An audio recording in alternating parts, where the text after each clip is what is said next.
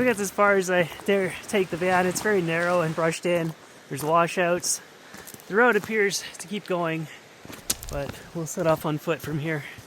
Oh, looks like I made the right choice. The road is barely wide enough for Rocco to get through here now. So we're headed upstream in this narrow canyon today to see the Monk's Cave.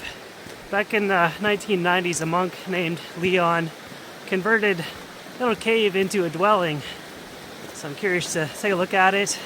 I've only ever seen one other living situation like this, and that was a cave that was in Utah that was made into a little home. But you watch this channel, you know I'm all into these like weird and unique living situations, and this definitely looks like it's going to be one of them.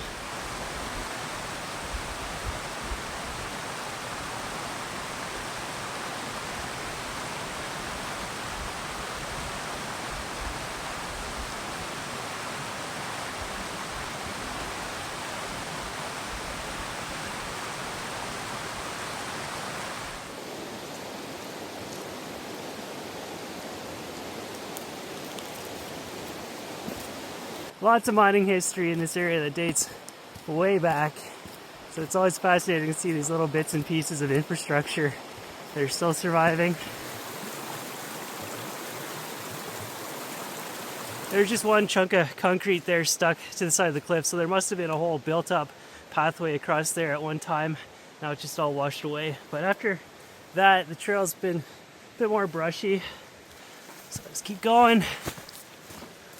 Left or right? Try this way. This way just led to a big embankment. I think you're supposed to turn left there and cross the creek. I hear there's 4 different creek crossings you need to do on this hike.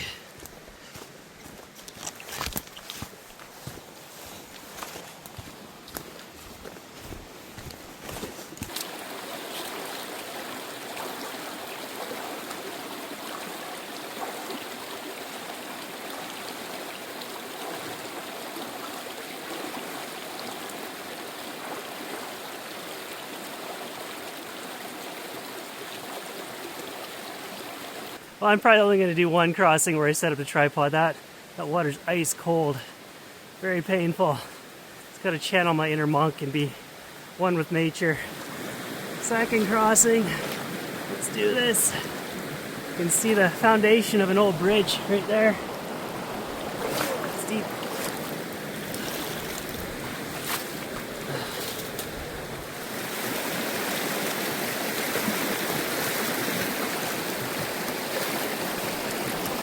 Oh, you must be getting close now. One more creek crossing left. One thing's for sure, this guy definitely appreciated seclusion.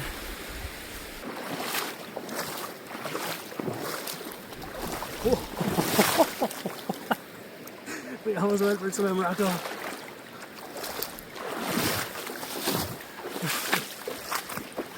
That might be very deep in the spring. Gotta make sure you time this hike correctly.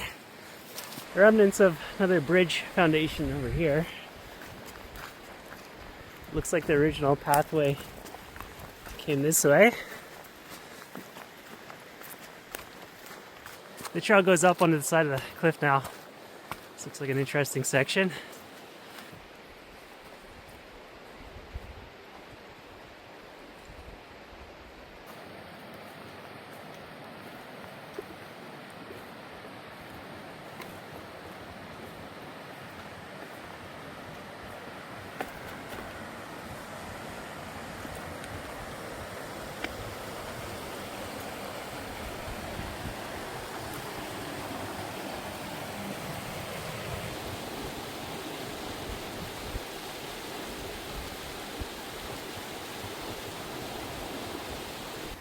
So this cave must have been some kind of vein of ore that was mined out. But yeah, let's do the whole tour here, starting from this end. There's this long chimney pipe coming out.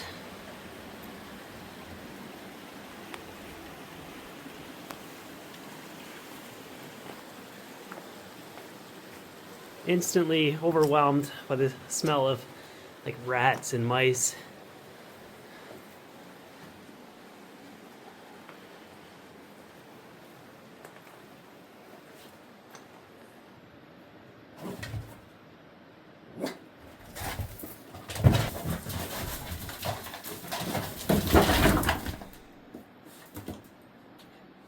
Yeah, that tussle just turned up all sorts of dust, and that's exactly what you don't want when you go in an enclosed place like that with mice and rat feces.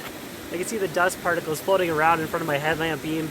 It's kind of like that TV series Chernobyl when they do those shots of the dust and you can feel yourself getting sick. So I'm not sure if I could actually bring myself to go right inside there. Maybe I'll give it 10 minutes to air out and just go as far as that front window and see if I can get some shots. But yeah, what a shame, because it is a really interesting place. And there's this really neat looking doorway on the other side. Maybe I can send the drone around to get some video of that.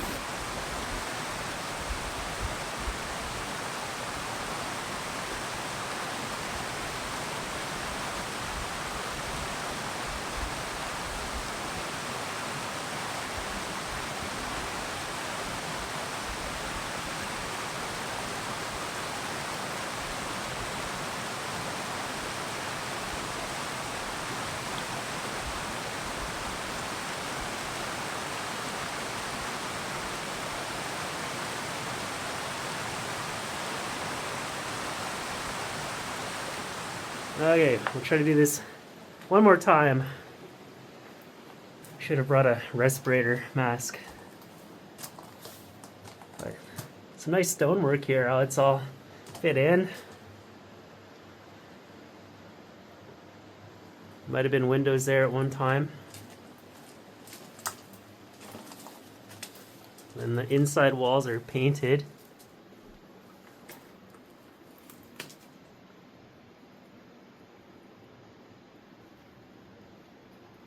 Yeah, I couldn't get the drone to fly into that other side. I might have to hold my breath and just go for it.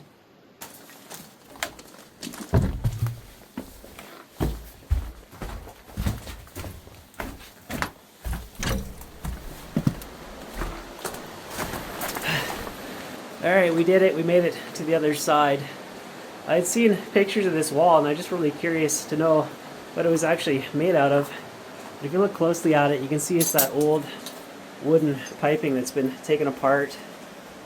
And the craftsmanship here is like very good. The fitment against the side of the cave is very snug. And he's put mortar around it to seal it all in.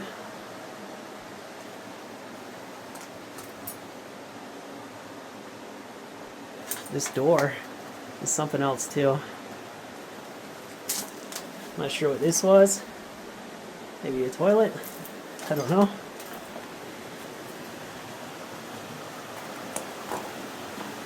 This is his rear patio overlooking the creek. I believe these used to be like garden beds that were built in here.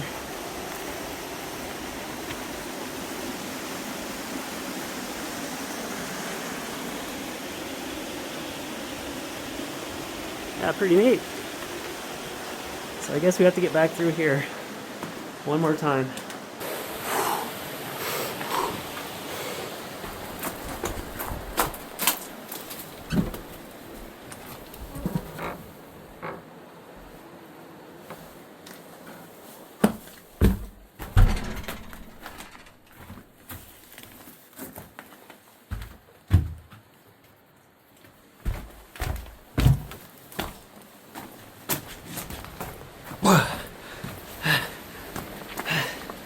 Well, so that's the Monk's Cave. An interesting little stop here. It's a quick day hike. Not going to be spending a night in there anytime soon. Yeah, I just have to retrace our steps back to the van. Well, there is actually one more thing to see here, following the trail in the opposite direction. There's more flower beds built into the side of the hill here.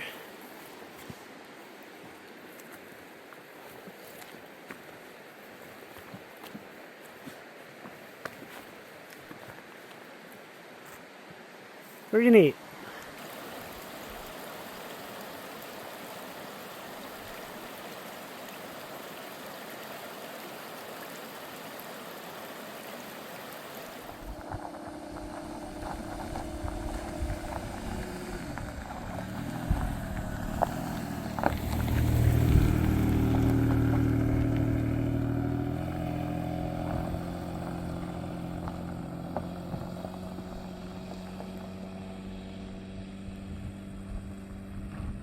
So Mackenzie got a new van dwelling rig here.